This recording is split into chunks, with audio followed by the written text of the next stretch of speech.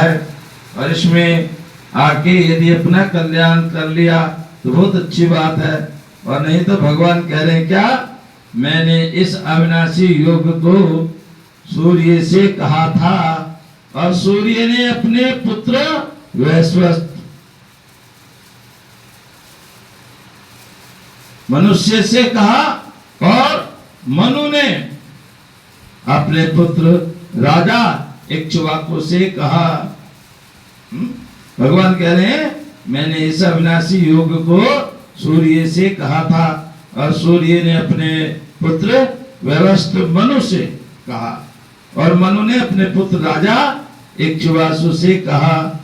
हे परंतप अर्जुन, इस प्रकार परंपरा से प्राप्त इस योग को राज ऋषियों ने जाना, किंतु उसके बाद ये योग बहुत काल से, बहुत समय से इस पृथ्वी लोक में लुप्त प्राय हो गया। ऐसे ही बहुत से मंत्र हैं,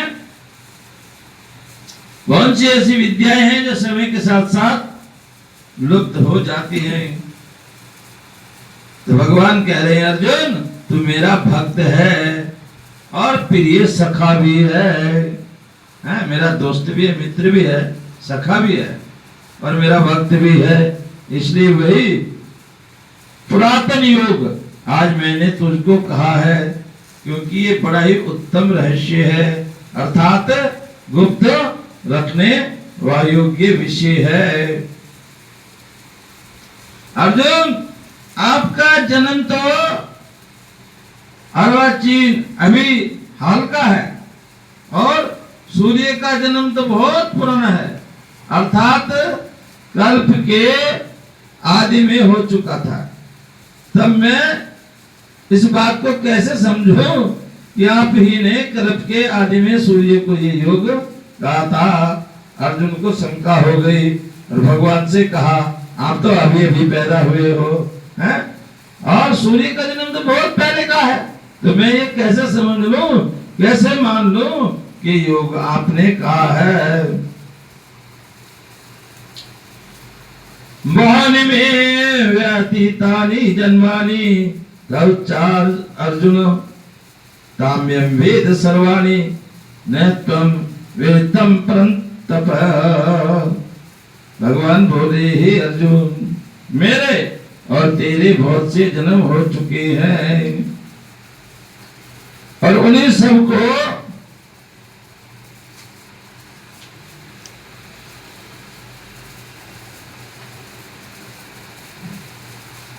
तुम नहीं जानते, किंतु मैं जानता हूं। भगवान ने कहा अर्जुन, मेरे और आपके बहुत जन्म हो चुके हैं, नाना भारतीय राम अवतारा, रामायण शतकोटि अपारा। तो भगवान कह रहे हैं लेकिन मैं अपने सब जन्मों को जानता हूं, परंतु आप नहीं जानते, जैसे मानव है नहीं जानता। तो भगवान कह रहे हैं मैं अजन्मा हूं, मैं कभी पैदा नहीं होता है, अर्थात भगवान जब भी पैदा होते तो अवतार लेते हैं, गर्भ से पैदा नहीं होते।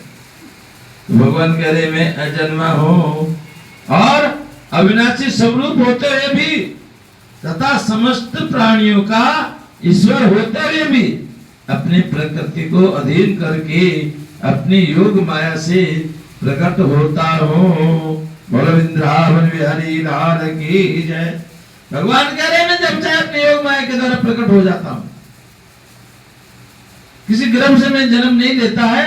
हे भारत, जब जब धर्म की हानि होती है और अधर्म की वृद्धि होती है, पृथ्वी पे जब जब अधर्म फैलता है, अधर्म का बोलबाला हो जाता है, धर्म की हानि होती है, तब तब ही मैं अपने रूप को रचता हूं, अर्थात साकार रूप से लोगों के सन्मुख प्रकट होता हूं। अर्थात जब जब धर्म की हानि होती है तब तब मैं अवतार धारण करता हूं। साधु पुरुषों का उद्धार करने के लिए, पाप कर्म करने वालों का विनाश करने के लिए, और धर्म की अच्छी तरह से व्यवस्था स्थापना करने के लिए मैं युग युग में आता हूं, प्रकट होता हूं। हे अर्जुन, मेरे जन्म और कर्म दिव्य अर्थात निर्मल और अलौकिक हैं। इसी प्रकार जो मनुष्य तत्व से जान लेता है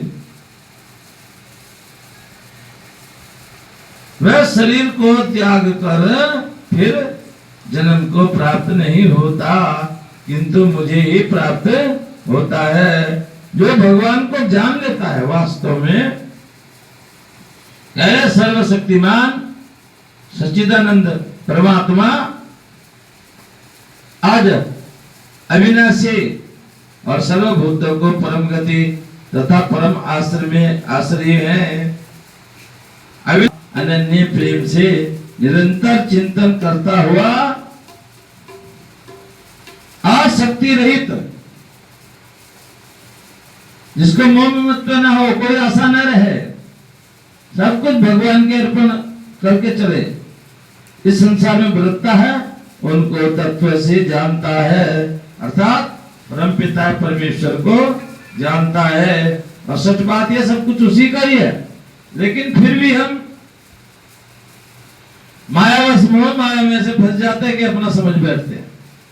एक दिन सबका सब यही रह जाने वाला है, और इस बात को मजे की बात है सब जानते हैं कि यही छूटेगा, लेकिन फिर भी बंधे रहते हैं।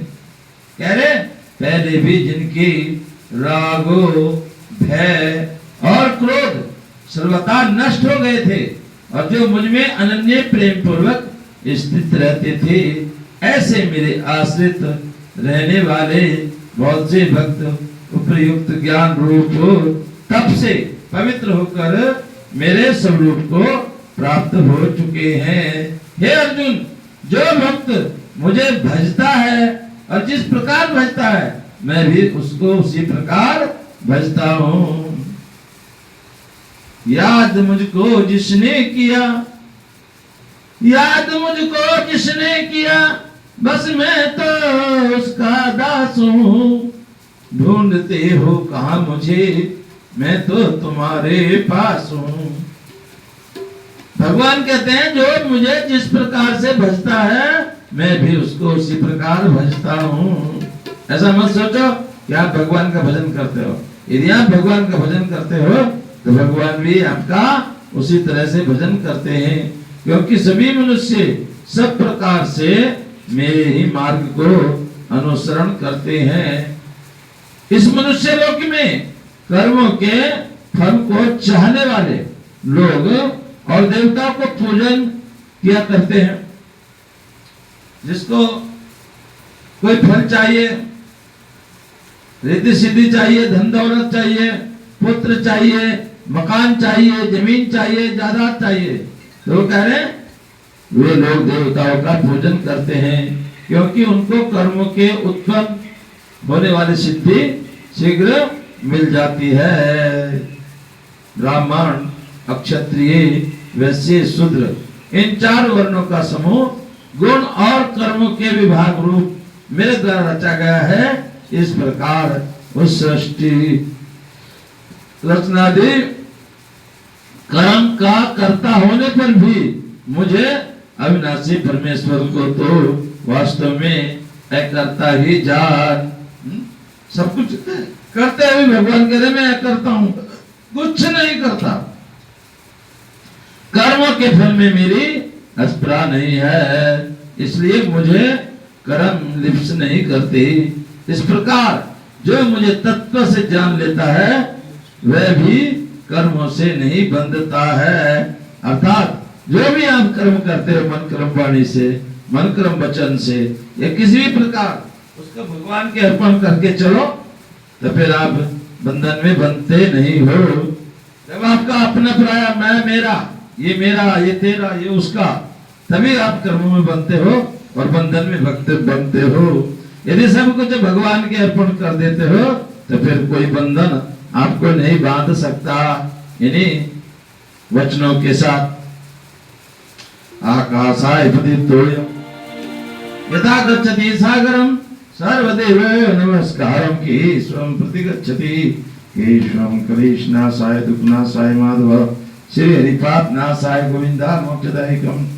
मंत्र सत्यम, पूजा सत्य सत्यम सत्यम देव निरंजनम गुरुर्वाक्यम सदा सत्यम सत्यमेकं परम पदम अन्यथा शरणं नास्ति तमेव शरणं मम तस्मात् त्वं भावेन रक्ष रक्ष महेश्वर रक्ष रक्ष महेश्वर रक्ष रक्ष महेश्वर हरिओम तत्पुरुषाय विद्महे वायुपुत्राय धीमहि तन्नो हनुमत प्रचोदयात् नाना सुगंध पुष्पांजलि यथा कारुण्यवाणी च पुष्पांजलि मया गतम ग्रहणाम परमेश्वरम त्वमेव माता च पिता त्वमेव बंधु च सखा त्वमेव विद्या च द्रविणं त्वमेव सर्वं मम देव देव।